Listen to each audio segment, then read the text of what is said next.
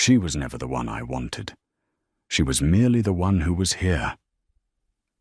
The words came through the carved oak door of the great hall, spoken in a voice she had loved for 3 winters, and Seraphine Valdren felt the mating bond snap inside her chest like a bowstring pulled past its limit. It was not a metaphor. It was a physical thing, a tearing behind her ribs, a heat that turned to ice and then to nothing at all. Her hand flew to her sternum. Her knees nearly buckled against the cold stone. On the other side of that door stood Caelan Thornwood, AlphaKing of the Ashmore Pack, and he was telling his council that he had chosen her younger sister Isolde to stand beside him, and that Seraphine had only ever been a placeholder, a warm body in a cold season, a girl too plain and too quiet to rule anything. She did not scream. That was the first choice she made, and it would define every choice that came after. She pressed her spine to the wall and breathed through her nose, slow and silent, while inside the hall, the man she had given 3 years of her life dismissed those years as an inconvenience he was finally correcting. She listened as Isolde laughed, that bright and practiced laugh, and said something about how she had always known Caelan would come to his senses. She listened as the council murmured approval, as goblets clinked, as her entire future was reassigned to her sister like a hand-me-down cloak. And through it all, Seraphine stood perfectly still, and somewhere in the wreckage of her chest, a single cold thought took root and grew. "If I am nothing to you," she told herself, "then you have no idea what nothing can build." She walked away from the door without a sound. The corridors of Ashmore's mountain keep were carved from black granite and lit by torches that never seemed to warm anything, and she moved through them the way she had learned to move over 3 years of being overlooked, invisible, quiet as the mist that rolled off the peaks at dawn. Servants nodded to her without truly seeing her. Guards let her pass without a second glance.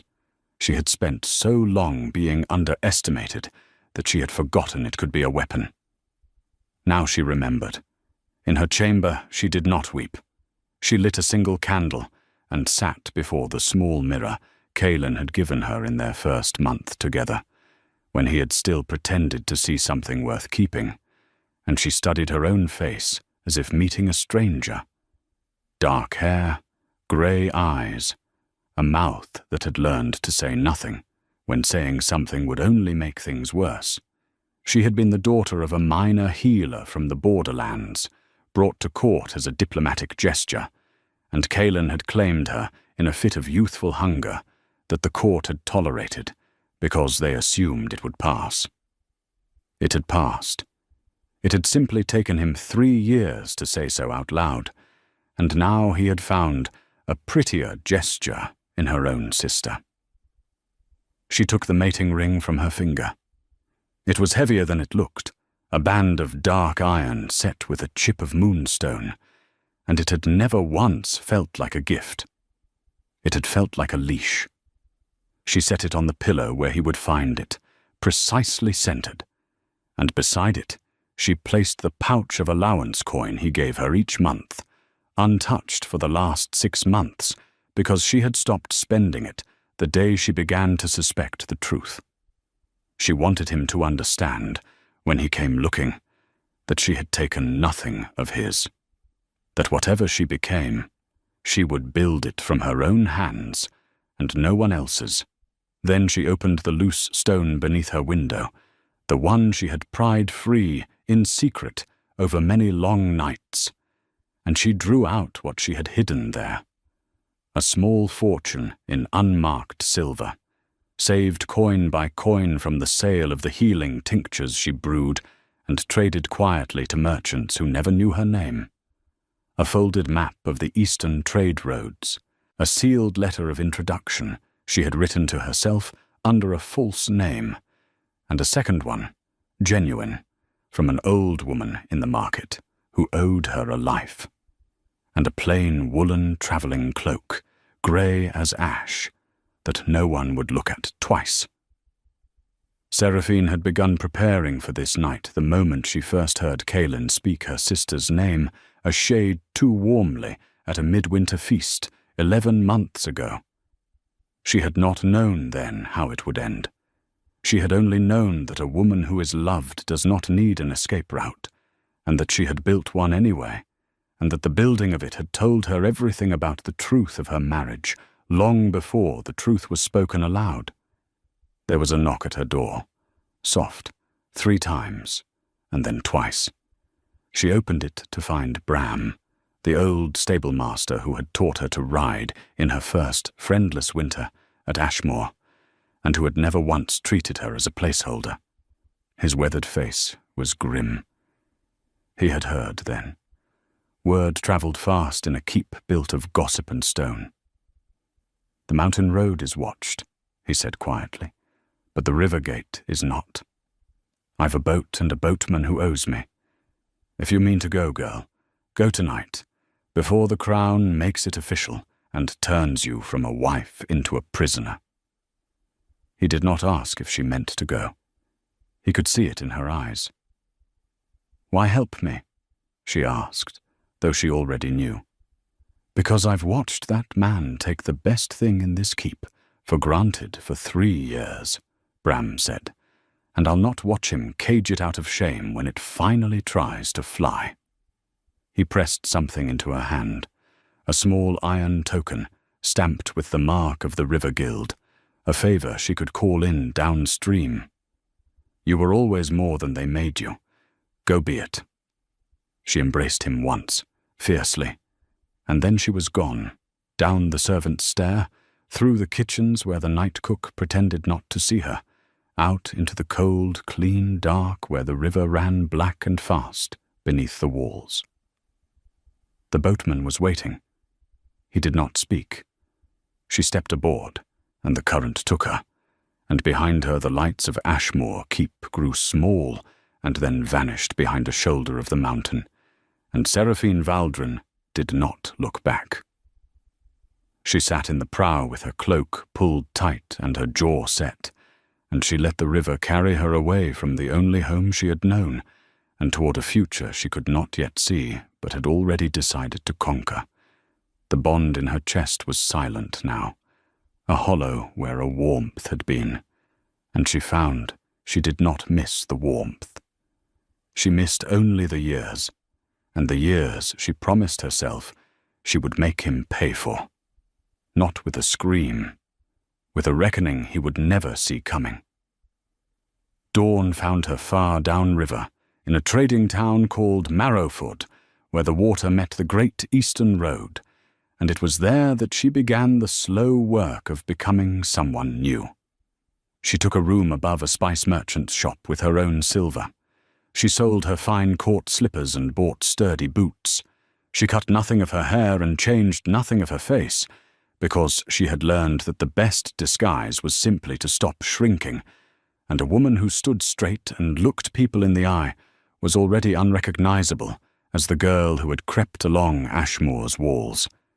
She gave a new name at the market, not the false one from her letter, but a truer one, a name from her mother's line that no one at court had ever heard. Seraphine Ash. She liked the double meaning of it. Ash was what remained after a fire, and ash was also what fed the next season's growth. Marrowford was a town that ran on trade and had no patience for pedigree, and this suited her exactly. Here a woman was worth what she could do, and Seraphine could do a great deal. She had spent 3 invisible years at a royal court, absorbing everything the court thought she was too dull to understand. How goods moved, how debts were called, how power flowed along the thin, bright wires of favor and obligation that connected one great house to another. She had listened at every dinner, read every ledger left carelessly open, memorized the price of grain and iron and salt, and the names of the men who controlled them.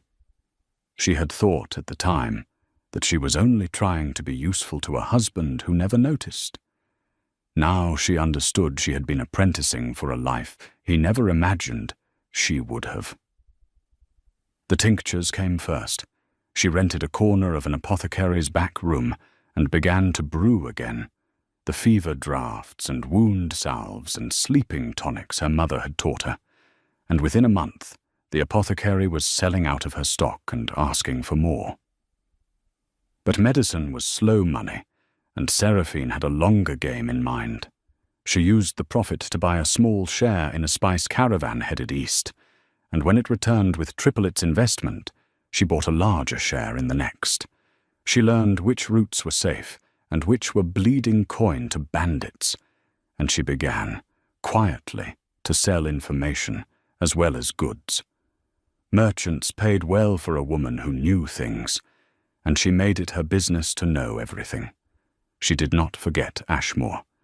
She simply set it aside, the way a strategist sets aside a chess piece she intends to use later. She paid a portion of every profit to a network of couriers and informants that stretched back along the river to the mountains, and every few weeks a folded note would find her, telling her how the great pack fared under its new arrangement. What she read pleased her more than any revenge she could have taken with her own hands. Because Kaelan Thornwood, having traded a loyal partner for a decorative one, was learning what that trade cost. Isolde, it turned out, was made for feasts and not for governance. She spent Ashmore's treasury on gowns and jewels and lavish entertainments, while the harvest tithes went uncollected because she found the ledgers boring. She insulted the wife of the Iron Lord from the northern holds and turned a crucial trade alliance sour. She surrounded the king with flatterers and drove away the older counselors who remembered how things were done, and Kaelan, blinded by the shine of her, let it happen.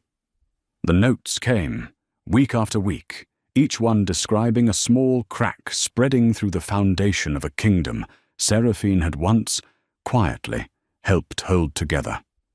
She had reconciled ledgers he never knew were unbalanced. She had smoothed insults he never knew were given.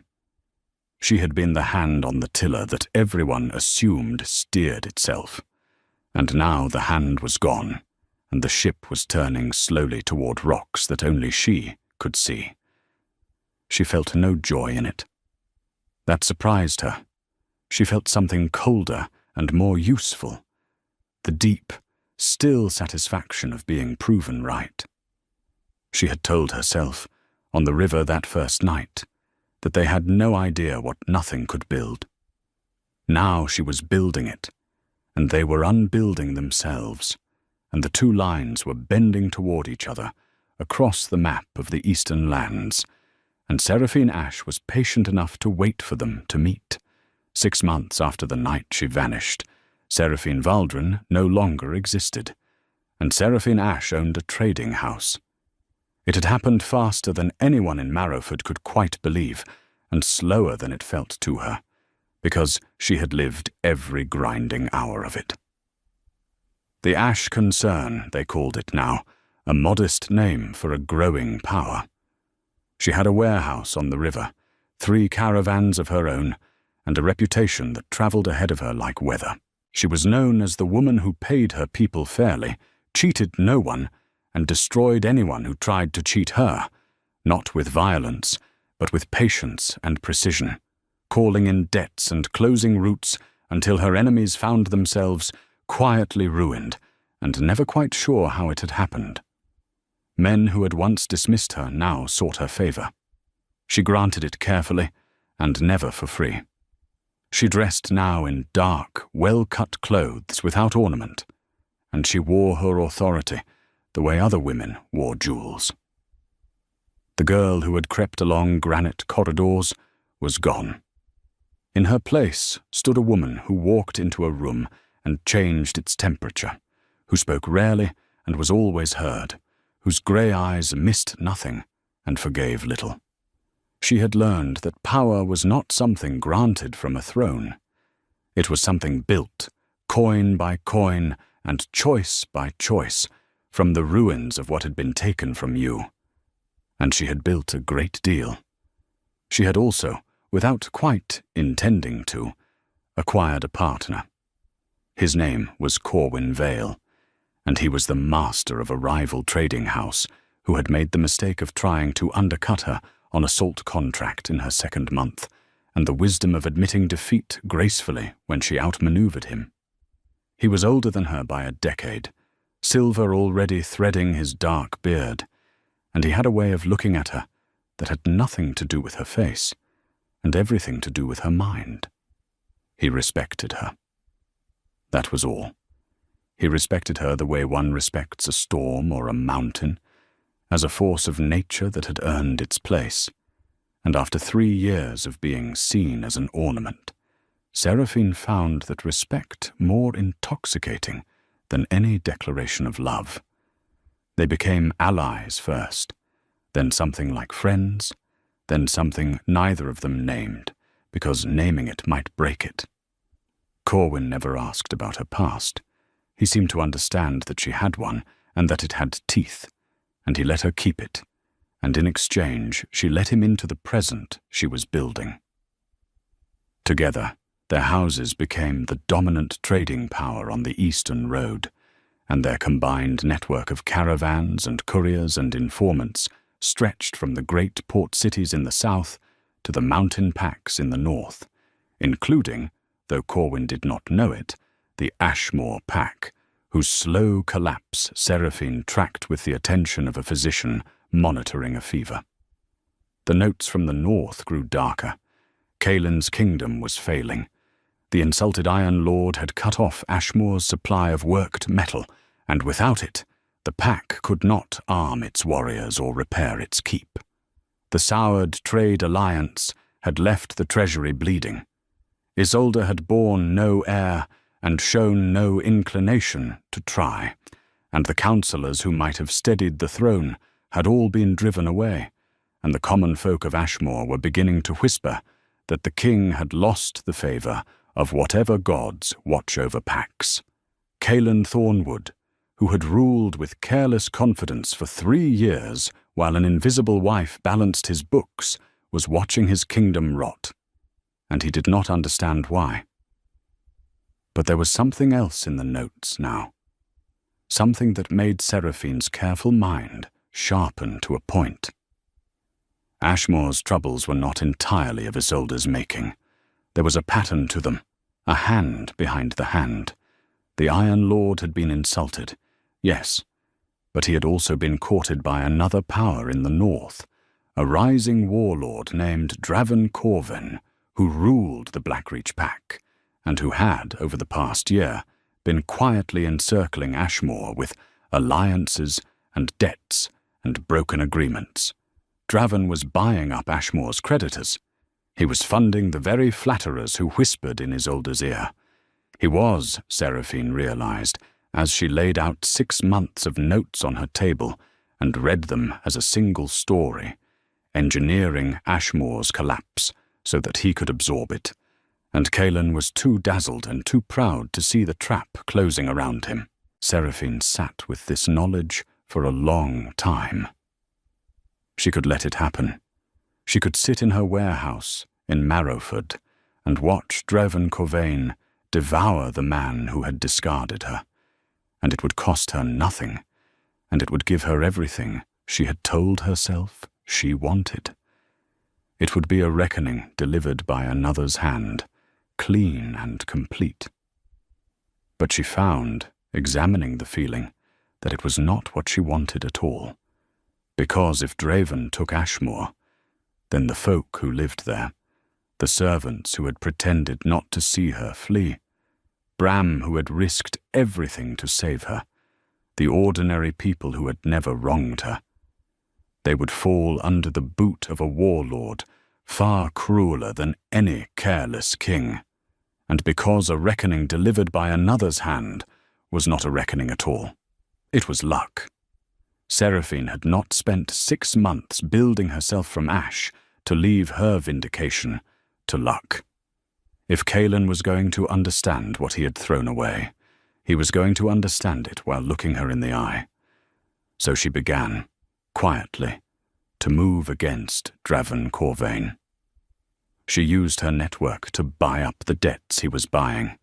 She warned the Iron Lord, through intermediaries who never mentioned her name, that the warlord courting him meant to swallow him whole once Ashmore fell. She funded her own whispers to counter his. She played a longer game than the warlord knew was being played, and she did it all invisibly, the way she did everything. And Draven Corvain began, for the first time, to feel a resistance he could not identify. He did not know he had made an enemy of a trading house in a river town. He did not know that the ghost of a discarded wife was reaching up out of her own grave to pull his careful strategy apart. He knew only that things had started, inexplicably, to go wrong. And in the mountains, Caelan Thornwood, desperate and cornered, and finally beginning to understand the depth of his troubles, made a decision that would bring the two lines of the map crashing together at last. He sent envoys south and east to every trading power that might extend Ashmore credit, seeking a loan large enough to buy back his kingdom's freedom before Draven's noose closed. And the largest, richest, most powerful trading house on the eastern road, the one every envoy was told he must approach if he wished to save his pack, was the Ash concern of Marrowford, ruled by a woman no one had ever seen but everyone feared, a woman known only as Ash. Corwin found her at the window of the warehouse, watching the river, when the envoy's request arrived. He read the letter twice, and then set it down, and looked at her with the careful attention he always gave her when he sensed a current beneath the surface. "The Ashmore pack seeks a loan," he said. "A large one. Their king is desperate. Their situation is dire, and honestly, the loan is a poor risk. But you've been buying up northern debt for months now, Seraphine, quietly, at your own expense, and I've never asked why." He paused. "I think it's time you told me. Because this letter has your ghost written all over it, and I'd rather walk into whatever this is with my eyes open." She was quiet for a long moment. Outside, the river ran on, black and patient, the same river that had carried her away from everything 6 months before. She had never told anyone. Not the whole of it. But Corwin had earned the truth the way he earned everything, by respecting her enough to ask plainly, and she found she wanted to give it to him. "Once," she said, still watching the water, "there was a girl who was married to a king. He was young and careless, and he ruled a mountain pack called Ashmore, and he thought his wife was a plain, quiet thing worth nothing, so he traded her for her prettier sister, and told his council she had only ever been a placeholder." Her voice did not shake. She had said these words to herself so many times that they had worn smooth. She heard him say it through a door, and she left that same night, taking nothing he had given her, and she walked away into the dark, and she built herself into something he would never be able to command. She turned then, and met Corwin's eyes, and let him see all of it. "I am that girl." Seraphine Ash was Seraphine Voldran, wife to Caelan Thornwood, Alpha King of the pack that is now on its knees before my door, begging for money it does not know I control, and the warlord tightening the noose around Caelan's throat is a man I have spent months bleeding dry from the shadows, because I will not let anyone destroy that kingdom but me. Corwin was silent for a long moment. She watched him absorb it, watched the pieces click into place behind his steady eyes, and she waited for the thing she had feared without admitting she feared it. The flinch, the recalculation, the sudden wariness of a man who has learned his partner is a ghost with a grudge. It did not come. Instead, something in his face softened and hardened at the same time, and he said quietly, "He told his council you were nothing." He did. and you left the ring on the pillow, and 6 months of untouched allowance beside it." Corwin laughed then, a short, low, humorless sound of pure admiration. "Gods," he said. He handed the greatest asset his kingdom ever had to a warlord and a spoiled sister, and then he came looking for a loan from the one person on earth who has every reason to watch him burn. He shook his head slowly. "What do you want to do, Seraphine? Truly, this is yours. I'll follow whatever you decide, but I want to hear you say it." She looked back at the river. "I want him to come here himself," she said. "Not an envoy. Him. I want Calen Thornwood to stand in this warehouse and ask a woman named Ash to save his kingdom. And I want him to do it before he knows who she is. I want to watch his face when the chair turns around." Her voice was very calm, very even, the voice she had learned in 3 years of saying nothing. "And then I am going to save Ashmore, because those people don't deserve Draven Corvain, and because saving it, on my terms, is a colder revenge than letting it fall could ever be. He'll live the rest of his life knowing that the wife he called nothing is the reason he still has a throne, and that he will never, ever get her back." Corwin studied her, and then he nodded once. "Then let's turn the chair," he said. The reply that went north was carefully worded. The Ash concern was willing to discuss terms for a loan to the Ashmore pack, but only with the king himself, in person, at the warehouse in Marrowford. The House of Ash did not extend credit of that magnitude on the word of envoys. If the king wished to save his pack, he would come and make his case directly, and he would come without ceremony, for the House of Ash cared nothing for crowns and everything for the character of the men who wore them.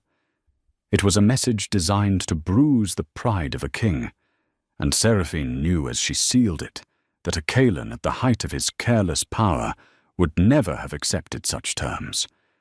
But this was not that Calen. This was a cornered king watching a warlord swallow his kingdom, and desperation makes even the proud crawl. She was betting he would come. She had learned, in 3 years at his side, exactly how far his pride would bend before his self-interest broke it. He came. It took 11 days, and when word reached her that the Ashmore party had arrived at the town gates, Seraphine felt nothing she had expected to feel. No triumph, no fear, no old grief rising up to unbalance her. She felt only a deep and level stillness, the stillness of a woman who has waited a long time for a door to open, and now watches, calmly, as the handle begins to turn. She dressed with care that morning. Dark, severe, unornamented, a high collar and long sleeves, her hair drawn back from a face that had learned to give nothing away. She looked, she thought as she studied herself in the glass. Nothing like a placeholder. She looked like a verdict. The warehouse was arranged as she had ordered it.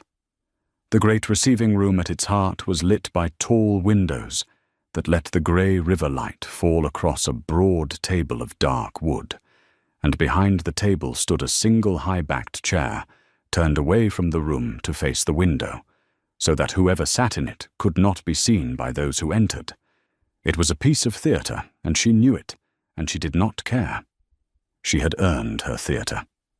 Corwin waited to one side, dressed as a senior clerk, unremarkable, a man Calen would never look at twice.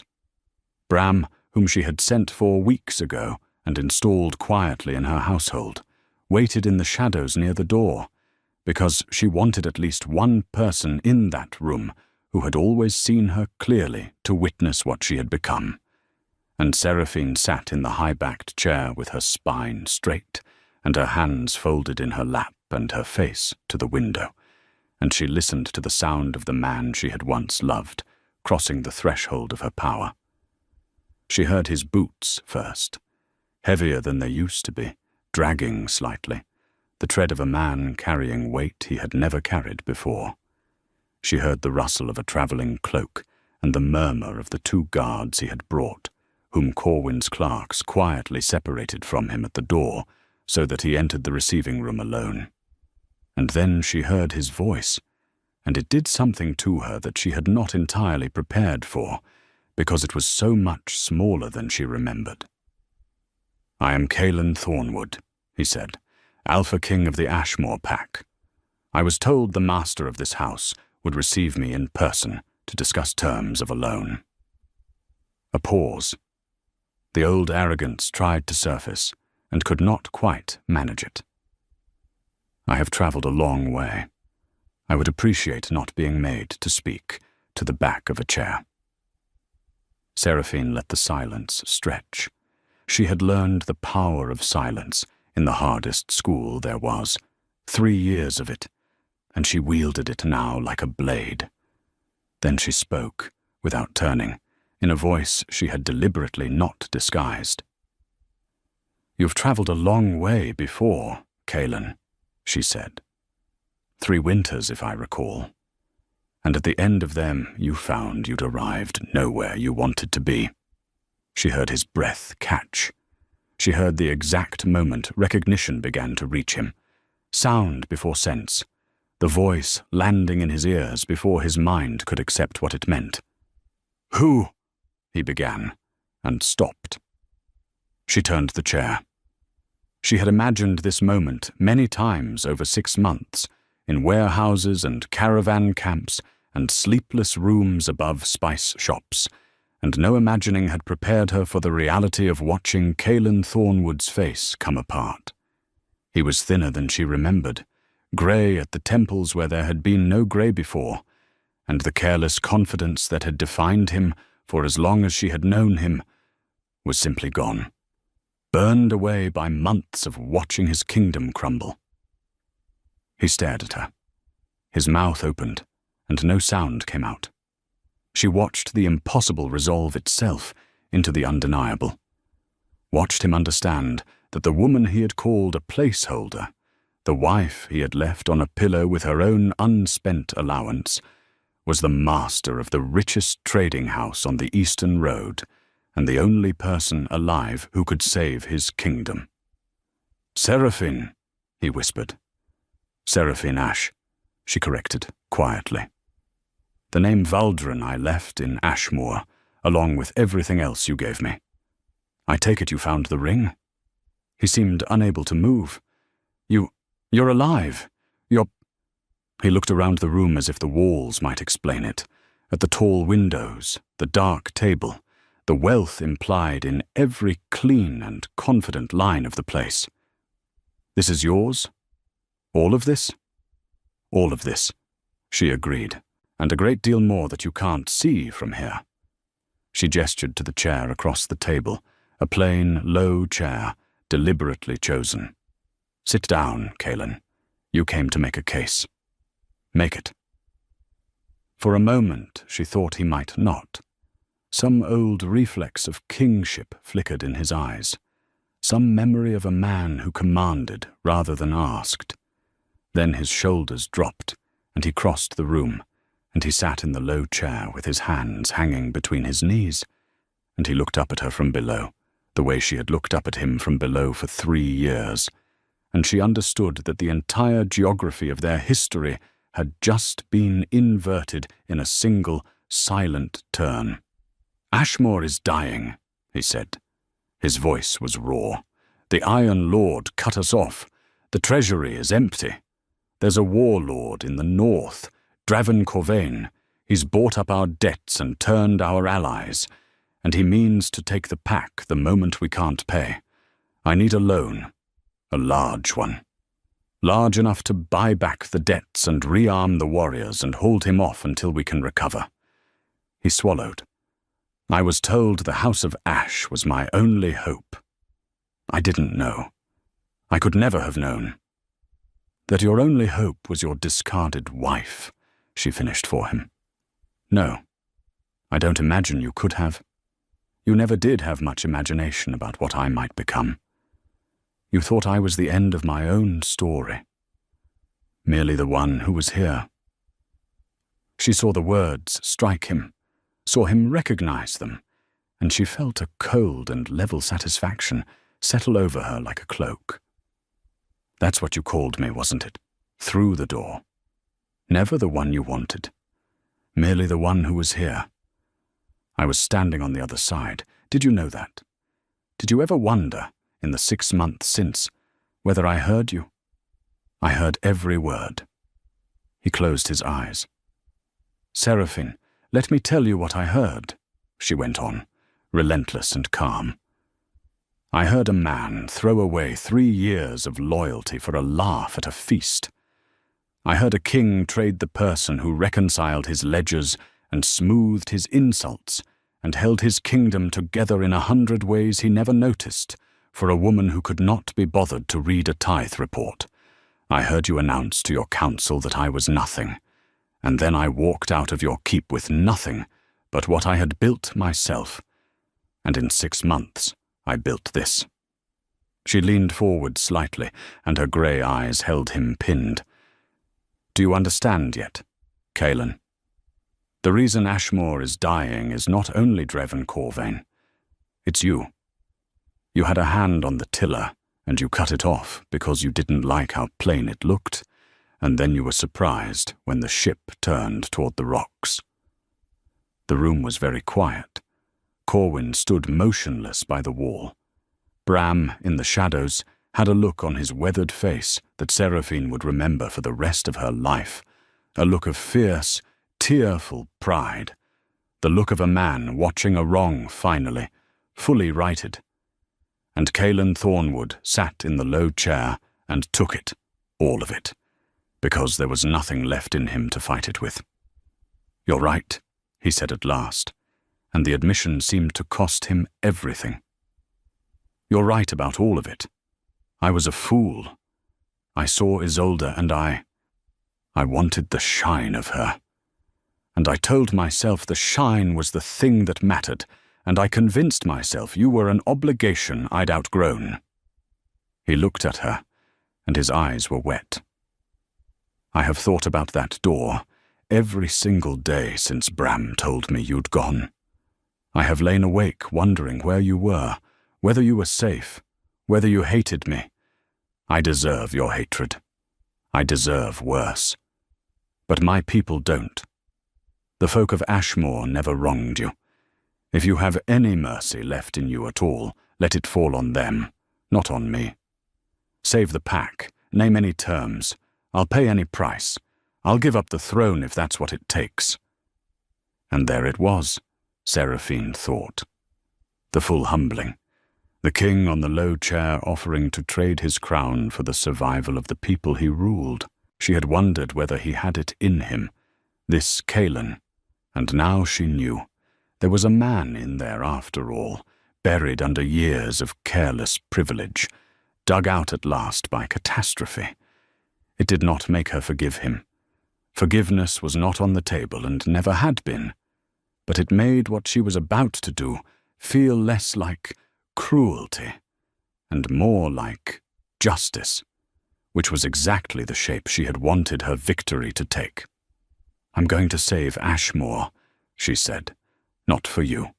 Understand that clearly. I'm going to save it for Bram, who risked his life to save mine, and for the servants who pretended not to see me flee, and for the common folk who will suffer far worse under Dreven Corvain than they ever did under you. I've been fighting Corvain in the shadows for months, buying his debts out from under him, warning the men he means to betray. He doesn't know I exist yet. He's about to find out." She rose from the high-backed chair, and Kaelin's eyes tracked her the way a man tracks a force he cannot resist. "But I'm not going to lend you money, Kaelin. I'm going to do something worse.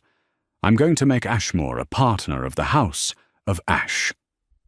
My caravans will run through your passes. My silver will rearm your warriors and refill your treasury and buy back every debt Corvain holds. and in exchange, the House of Ash will hold a controlling share in Ashmore's trade for the next 20 years. He stared at her, understanding dawning slowly. You'd own us. I'd save you, she corrected. And yes, I'd own the thing you value most, which is your kingdom's independence. And you would spend the next 20 years watching your pack prosper under the management of the woman you called Nothing, and knowing that every full granary and every armed warrior and every peaceful winter was a gift from the wife you threw away. She let the words settle. That's the price, Kaelin. Not gold. Understanding. You'll live, and Ashmore will live, and you'll never for one day be able to forget what you had and what it cost you to lose it. Refuse if you like. Draven Corvain is a month from your gates. I'm the only thing standing between him and everything you love. Choose. He did not hesitate. Whatever pride had once ruled him was gone, worn away by desperation and by the plain, undeniable fact of her, and he bowed his head. I accept, he said, all of it. And I thank you, Seraphine. I know I have no right to your help. I know you're doing this despite me, not for me. But thank you. For my people. For Ashmore. Don't thank me, she said. Sign. And Corwin stepped forward from the wall with the documents she had prepared days before, drawn up in careful anticipation of exactly this moment, every clause weighted, every safeguard in place. And Kaelin Thornwood, AlphaKing of the Ashmore Pack, signed away a controlling share of his kingdom's future to a trading house run by his discarded wife, and did it with something that looked almost like relief. The relief of a man setting down a weight he had never been strong enough to carry. The campaign against Draven Corvain took 3 months and cost Seraphine a fortune, and she considered it the best money she had ever spent. She fought him the way she fought everyone, not with warriors, but with leverage, though there were warriors too now, Ashmore's own, rearmed with ash, silver, and iron she had unlocked by mending the very alliance Isolde had broken.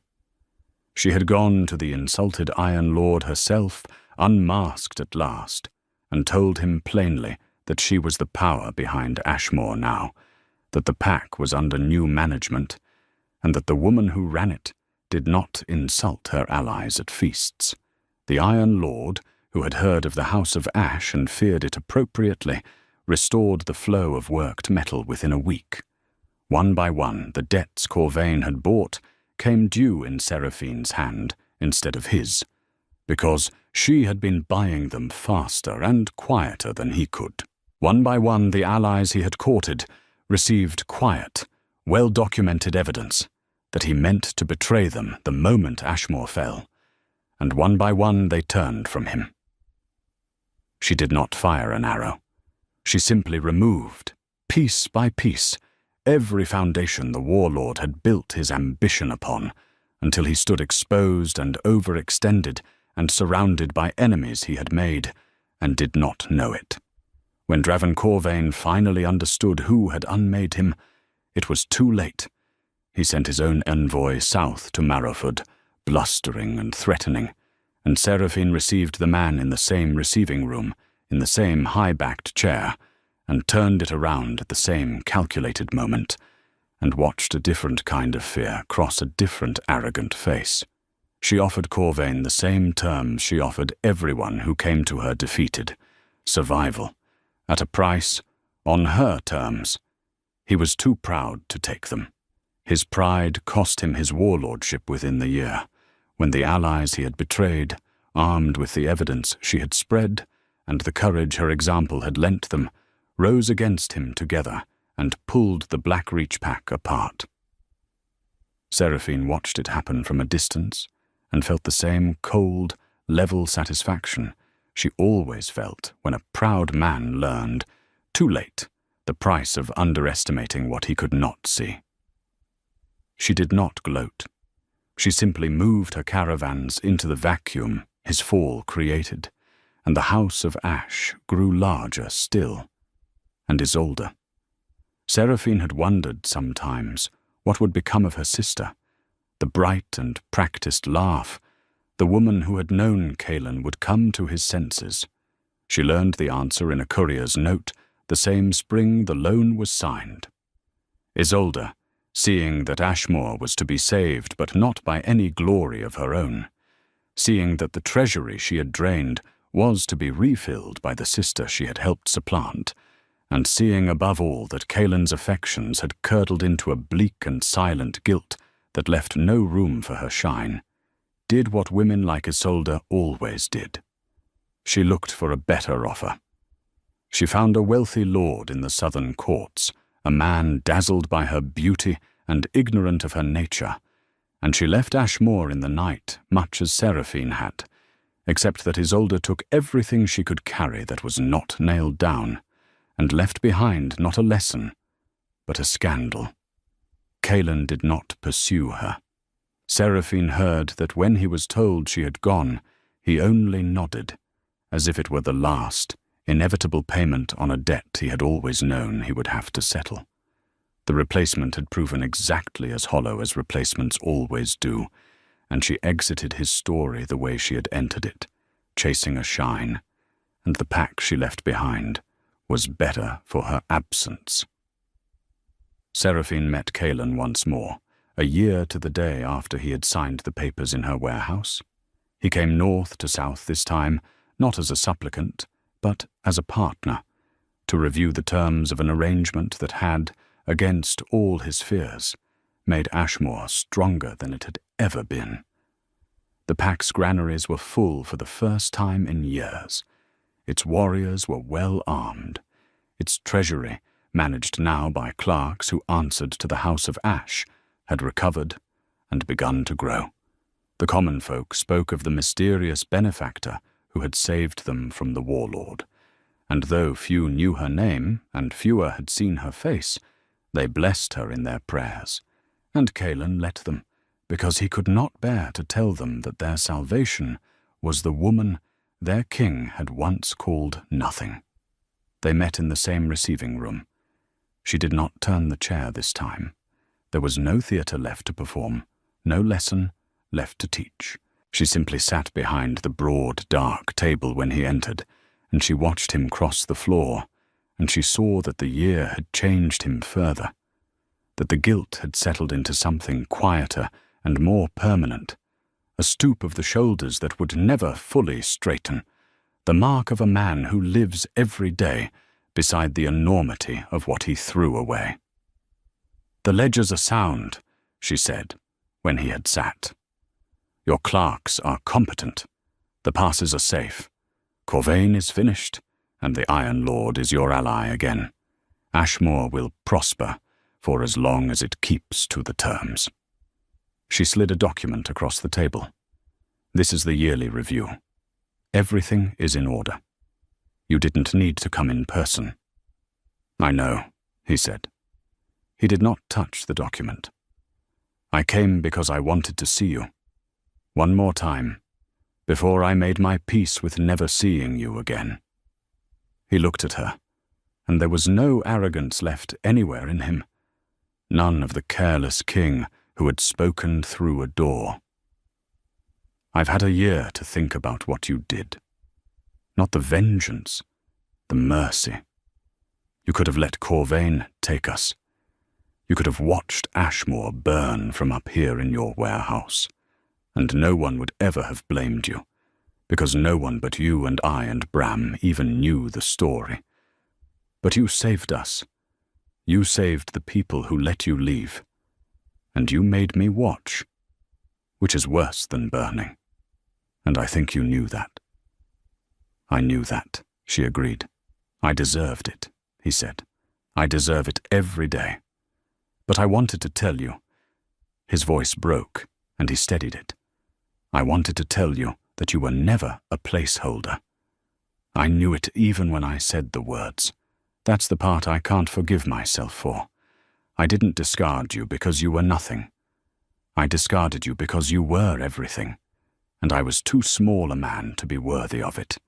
and it was easier to call you nothing than to admit I couldn't hold you. Isolde was easy. You were hard. You were a mirror, and I couldn't stand what I saw in it. He finally met her eyes. I know it changes nothing. I know you built a life beyond anything I could have given you, but you should hear it from me at least once. You were the best thing that ever came into that keep, and I was a fool, and I will pay for it in silence for the rest of my life. That's all. That's the only thing I came to say. Seraphine sat very still and let the words fall on her. A year ago they might have moved her. 2 years ago they would have undone her. Now they landed on a woman who had built herself from ash into something no confession could shake, and she received them the way she received everything, calmly, completely, and without letting them change her course. "Thank you for saying it," she said, and she meant it, because there was a kind of closure in hearing for the truth spoken aloud by the man who had lied. It doesn't earn you anything, but it was true, and you needed to say it, and I needed to hear that you knew. She stood then, and he rose with her, and she came around the table and stopped an arm's length from the man she had once loved, close enough to see the grey in his hair and the ruin of his confidence and the honest grief in his eyes. "I'm not going to tell you it's all right, Kaelin. It isn't. What you did was cruel, and it cost you more than you'll ever get back. But I'll tell you this, because it's the only thing I have left to give you." She held his gaze. "You didn't break me. You made me. Every terrible thing you did that night became a stone in the foundation of everything I am now. So in a way, I should thank you. If you had loved me the way I deserved, I'd still be in that keep, reconciling ledgers no one noticed, dying slowly in a cage disguised as a crown. Instead, I'm free, and I'm powerful, and I'm exactly who I was always meant to be. You didn't take my life. You gave me back to myself. You just did it in the cruelest way possible." He wept then, openly, a king weeping in a warehouse before the woman he had wronged, and she let him, and she did not comfort him, because comfort was not hers to give, and he did not deserve it. When he had gathered himself, he bowed to her, deeply, the bow of a subject to a sovereign, and he said, "Long may you rule, Seraphine Ash," and she inclined her head, and he turned and walked out of her life for the last time. She watched him go, and she felt the last thin thread of the old bond, the one that had snapped in her chest so many months ago, finally dissolve entirely into nothing, and where the pain had been, there was now only a clean and quiet space, room for everything she was still going to build. Corwin found her at the window afterward, watching the river as she always did when something had ended. He did not speak for a while. He simply stood beside her, close but not crowding, the way he had learned she liked, and after a time he said, "Is it finished then?" "It's finished," she said. "And how does it feel?" he asked. "The thing you built all this toward, the reckoning, now that it's done." She considered the question honestly, the way he had taught her to consider everything, and she found that the answer surprised her. "Quiet," she said. "I thought it would feel like triumph, like fire, but it feels like a door closing softly in a house I don't live in anymore." She turned from the window and looked at him, this steady, silver-bearded man who had never once asked her to be smaller, who had walked into her ghost with his eyes open and stayed. "For 3 years I thought my worth was something Kaelin granted me, and when he took it away, I thought I'd been proven worthless. It took me 6 months on this river to understand that he never had the power to make me worth anything. No one does. Worth isn't given from a throne. It's built in the dark, by your own hands, out of whatever they leave you when they've taken everything else. She reached out and took Corwin's hand, the first time she had ever done so, and he closed his fingers around hers gently, as if she was something precious and not something to be owned. "He called me the one who was here," she said, as if being present were a failing. "But I was here. I was here through 3 years of being invisible, and I was here on the river the night I left, and I was here for every coin and every ledger and every mile of road that built this house. I have always been here, and I always will be, and no man will ever again mistake my presence for my price." Corwin lifted her hand to his lips, slowly, watching her eyes for permission every inch of the way, and when she did not pull back, he pressed a kiss to her knuckles that was less a claim than a vow. "Then here is exactly where I want to be," he said, "beside you, not above you, not owning you, not granting you anything you don't already have. Just here, if you'll have me." And Seraphine Ash, who had learned the hardest way there is that love offered from a position of power is a leash, and love offered from a position of respect is a home, looked at the man who saw her mind before her face and her strength before her use, and she smiled, and it was the first true smile that had touched her lips in longer than she could remember. "I'll have you," she said. "Here, on my terms, as a partner and never a placeholder." And outside the tall windows, the river ran on toward the sea, black and patient and free, the same river that had carried a discarded girl away from a mountain keep and toward a life she had built from ash into an empire, and it carried her still, and it always would. She lived a long life after that, and a full one.